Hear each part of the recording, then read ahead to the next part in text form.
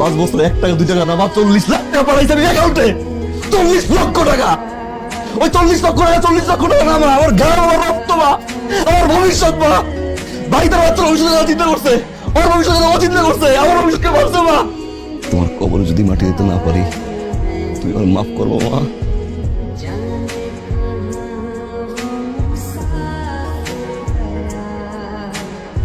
আরে সুমন চলে আসছে মা। মা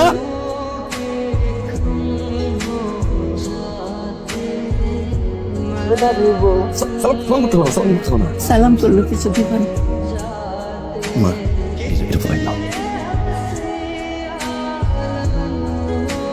করবো না, আমার জন্য আছে এগুলো, আর তোমার ছোট ভাইয়ের বউর জন্য একটা স্বর্ণের চেন আর এত বড় একটা পোটলা আছে। আম্মা আমার চিকেন তাহলে আমরা গেলাম। কে কই যাস? মেজো ভাই, শম্পার একটু শরীর খারাপ তো, এত কষ্ট করে মেজো মানে রেস্ট নেওয়ার একদম টাইম পায় না। শ্বশুর বাড়ি থেকে একটু রেস্ট নিবে, কালকের দিকে আমি একটা ডাক্তার দেখাবো। কতক্ষণ ধরে দাঁড়ায় আছি? কতক্ষণ? পুরো 10 জীবন। আমাকে অপেক্ষা করানোর অভ্যাসটা তোমার গেল না। অপেক্ষা সুন্দর, যদি সেখানে ভালোবাসা থাকে পৃথিবীর কোনো একটা জায়গায় আমার জন্য কে একজন অপেক্ষা করছে। এত ভালোবাসা থাকলে পরের বাড়িতে এখন ফালায় রাখতাম। ধৈর্য ধরতে ধরতে বুড়া হয়ে যাবো। যাও, তাও তো আমার।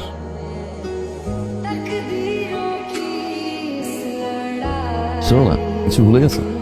এত রাতে কোথায় গেছিলে? কোথাও না, এখানেই ছিলাম। রাত বিরেতে বাড়ির মেয়ে এভাবে বাড়ির বাইরে যাওয়ার অর্থ বাড়ির জন্য লজ্জা আর অপমানের পূর্ব শর্ত ছাড়া আর কিছু না। এ ছিল সুমন সুমন দেশে কবে ফিরলো? আজকেই আসছে। রাতের অন্ধকারে এভাবে চোরের মতো না এসে দিনের আলোয় যদি আসতে না পারে, তাহলে ওকে বলে দিও এ বাড়ির সীমানা যেন সে না মাস। আমি আর খাবো না, তুই খাবার দাম। কি করার খাবো না? সুমন দেশে থাকতে তোমারে না খাওয়া কোনদিন খাইছে, এই পাগলামিও সারা জীবন থাকবে। অনেকদিন পর বিদেশ থেকে আইছে, খাওয়াই দিতেছে, একটু খাও না। তোমার খাবারে শান্তি লাগে আমার। বিয়ে তো হবে, দিনক্ষণ ঠিক হলো। আবার বিয়েটা কিভাবে হবে সেটা নিয়ে একটু আলাপ আলোচনা করা দরকার না? সেইটার আমি কি বুঝি, সবাই মিলে একটা পরামর্শ করবে। মেয়ের বাবা মেয়েকে 10 ভরি সোনা দিয়ে নাকি আমাদের বাড়িতে পাঠাবে। ছেলে হিসাবে আমাদেরও দায়িত্ব আছে না, অন্তত 5-7 ভরি তো দেওয়া উচিত, তাহলে তো সম্মানটা থাকে নাকি? ভাইয়া অ্যাকাউন্ট থেকে অর্ডারটা করে দাও। অ্যাকাউন্ট থেকে মানে তুই গেলে ভালো হয় না, কারণ ওখানে তোর টাকা পয়সা লাগবে। টাকা পয়সা লাগবে যেহেতু তুই যা। আমি টাকা পয়সা করে পাবো, টাকা তোমার অ্যাকাউন্টে না, তুমি অ্যাকাউন্ট থেকে দিয়ে দাও।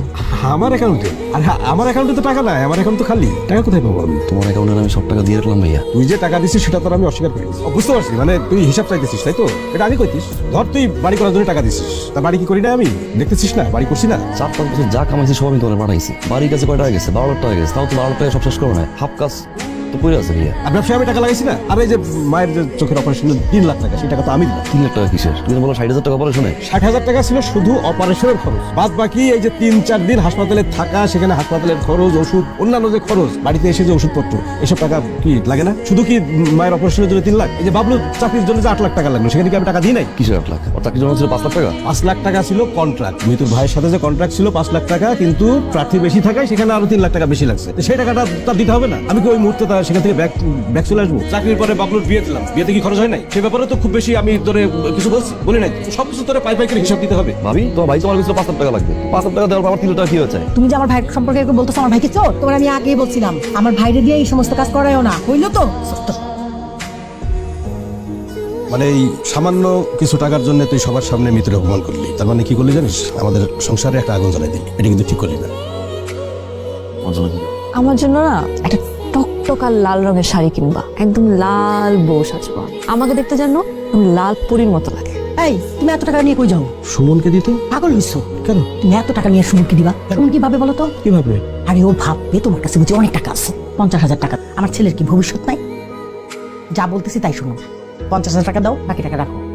বিপদে যে পড়ছি, মানুষ পরে সাগরে, আমি পড়ছি মহাসাগরে। বুঝছি, আমার কাছেও তো তুই লাখখানিক টাকা পাস, কিন্তু তোর ভাবি তো প্রেগনেন্ট। সামনের মাসে 7 তারিখে ডেট পড়ছে ডেলিভারি। কোন মতে 80,000 টাকা গুছাইছি। বিপদে তো হাত পা নেই, বুঝছ? তুমি টাকাতে কেমনে হাত দেই? তুই যেহেতু বিপদে আসোস, আমি দেখি কি করণ যায়। তুমি যে প্রেগনেন্ট আমি জানতাম না। এমন সময় টাকা চাওয়ার তো বোকা হয়ে গেল। তারপর একটু দেখ না, কোনো মাসে শুনলাম না বেতনটা মায়ের হাতে দিয়েছিস। 500 টাকার ফল তো আমার কিনে খাওয়াইতে পারছ না। বিদেশ থেকে যা টাকা পাঠাইছি তাও নাই। মেজো, তুমি এভাবে বলতে পারো না। মনে হইতেছে তুমি একাই টাকা কামাইতেছো আর আমি আর বড় ভাই মিলে বসে বসে টাকা উড়াইতেছি। ঠিক আছে, আমার একটা খরচ আছে না, নতুন চাকরি হয়েছে, আমি একটু সেটেল হই। শ্বশুর বাড়িতে থেকে আমাকে চাকরিটা করতে হয়। সামান্য একটা খরচ আমার ওখানে আছে না। আমার শাশুড়ি অসুস্থ, বেচারিকে নিয়ে প্রতি মাসে আমার চেক আপ করাইতে হয়। এদিকে সম্পার আবার পড়াশোনার খরচ আছে। আর এদিকে ঠিক আছে, তুমি আমার বড় ভাই হিসেবে দায়িত্ব পালন করছো। আমার চাকরির সময় টাকা দিছো, আমার বিয়ের সময় টাকা দিছো, এটা তোমার দায়িত্ব না? এই 70,000 টাকা বেশি ম্যানেজ করতে পারি না, বুঝছিস?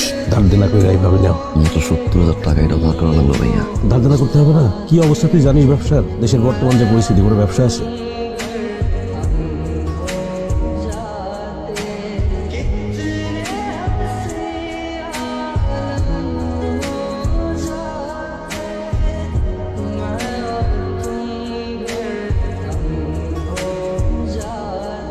কি হয়েছে? তোমাকে এতবার কল দিচ্ছি, তুমি ফোন দাও না কিসের জন্য? তোমার ফোন কই থাকে? কিন্তু বাইরেই গেছে, মতো হাব ভাব আমার ভাল লাগতেছে না। সমস্যা আছে। কি হয়েছে? কি সমস্যা? কি হয়েছে বলো তো, খুলে বলো। বিয়েটা 1 বছর পরে করি।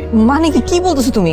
আরে তুমি কি পাগল হয়ে গেছো? মাথা ঠিক আছে তোমার? আংটি পরায় ফেলছো, সমাজে সবাই জানে, পরিবারের সবাইকে বলা শেষ, বাসায় কি বলবো আমি? আর কেন, কি হয়েছেটা কি? কত করে তোরা কইলাম সব পাঠাস না, কিছু টাকা নিজের কাছে রাখ। তুই তো আমার কথা শুনলি না। সুমন ভাই কবে আসছেন? কত তারিখে ভাই? আপনি বড় ভাইয়ের জন্য ছোট ভাইয়ের জন্য উত্তরপাড়ায় জায়গা কেনার টাকা দিচ্ছেন, নিজের জন্য 1% জায়গা কেনার টাকা পাঠান নাই। রাজন ভাইয়ের 10%, বাবলু ভাইয়ের 10%। এই জমি যদি এখন বিক্রি করতে চায় তাহলে ডবল দাম পাইবো। আচ্ছা তুই কি শুরু করছিস কথা সুমন? কি শুরু করছিস তুই? কিসের হিসাব চাস তুই? তুই যে টাকা পাঠাইছস বিদেশ থেকে, সেই টাকার হিসাব তোর এখনো দিই নাই। এখন আমি কোত্থেকে জমি কিনলাম, বাবলু কোত্থেকে জমি কিনলো, সেই হিসাব চাস তুই? তুমি জমি কিনছো, বাবলু জমি কিনছে, একটা মতো জানাইতে পারো। আমিও কিছু টাকা দিতাম, যেমন তোর ব্যবসায় টাকা দিছি, ওর চাকরির সময় টাকা দিছি, বিয়ে করার সময় টাকা দিছি।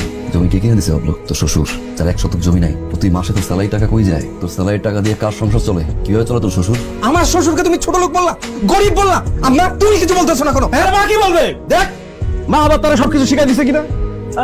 বড় ভাইয়ের কাছে জবাব চাস? কে দিছে তোর এই অধিকার? কে দিছে তোর অধিকার? তুই হিসাব চাস? আসলে আমার কোনো অধিকার নাই মা। আমার আবার কিসের অধিকার? 5 বছরে যা কামাইছি সব পাঠাইছি, কোনো মতে ডিমবাজি বেড়ে ভাত খাইতাম, একদিন আগের বাসি খাবার খাইতাম, ভালো মতো জামা কাপড় কবে কিনছে তো ভুলে গেছি মা। বারবার মনে হয়তো একটু দেশে যাই না, একটু মাদ্রাসায় থাকি না, একটু বন্ধু বলো, একটু নামাজটা পড়ি, চলে বসতাম, শরীর ব্যথায় পড়তাম মা, 7 জনের মাঝখানে একটা রুমে ঘুমাইতাম মা। আসলে তো আমার অধিকার নাই, আমার টাকার হিসাব আমি চাবো কেন? আমি তো প্রবাসী, টাকার বেশি, তার সারা জীবন মানুষের জন্য টাকা চালাই যায়, নিজের জন্য কিছু পায় না। 5 বছরে 1 টাকা 2 টাকা না, আমার 40 লাখ টাকা পাঠাইছে আমি অ্যাকাউন্টে। 40 লক্ষ টাকা। ওই 40 লক্ষ টাকা, 40 লক্ষ টাকা না আমার গান, আমার রক্ত মা, আমার ভবিষ্যৎ মা। বাড়িতে বাচ্চার ভবিষ্যতের কথা চিন্তা করছে, ওর ভবিষ্যতের কথা চিন্তা করছে, আমার ভবিষ্যৎকে বাঁচতে মা।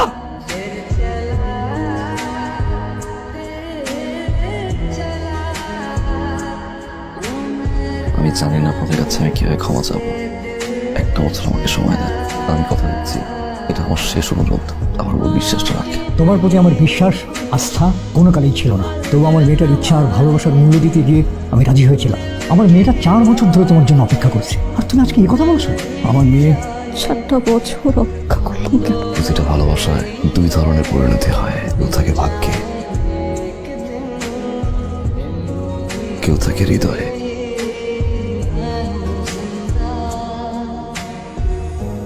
তুমি আমার ভাগ্যে নেই।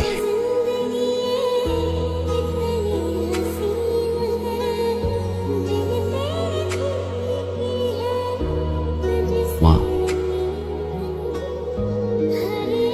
টিকিট কাটছি। এত তাড়াতাড়ি চলে যাবে, আর কটা দিন থাকলে ভালো হতো না? তুমি দোয়া করবা তোমার সুমন যেন এই 2 হাত দিয়া অনেক টাকা হইতে পারে।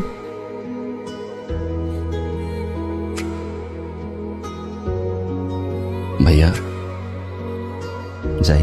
যা, ভালো থাকিস, সাবধানে থাকিস, শরীরের প্রতি যত্ন নিস। যখন আসছিলি তখন তো বড় গাড়ি, কত লোকজন, এখন যাচ্ছিস একা আর এই ভ্যানে। কইলাম একটা গাড়ি আমি তোর দিই, টাকার ব্যবস্থা তো আমি করছি। জীবনের বাকিটা সময় একাই তো কাটাইতে হবে মামা, অভ্যাস নয়, এখন থেকেই শুরু করি।